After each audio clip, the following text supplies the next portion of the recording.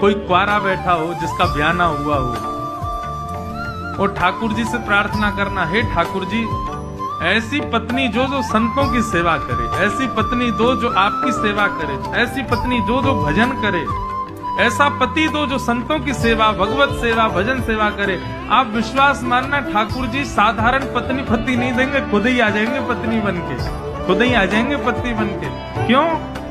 क्योंकि भगवत सेवा के अधिकार के रूप में कुछ मांगोगे, ठाकुर जी कहेंगे ये मुझसे अच्छा कोई नहीं कर सकता।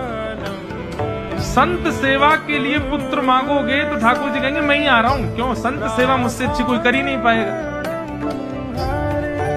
भागवत में वर्णन आता है कि नंद बाबा जब कहीं भी कोई अनुष्ठान करते थे ना, तो संकल्प में क्या बोलते थे?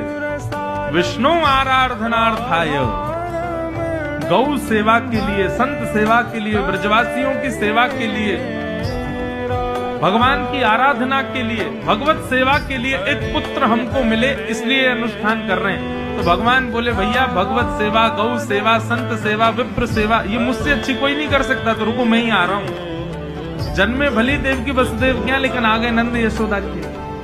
तो इसलिए कभी भी कुछ भी मांगना हो ठाकुर जी से खूब मांगो, लेकिन किस भाव से मांगो? ठाकुर जी आपकी भक्ति करने वाले,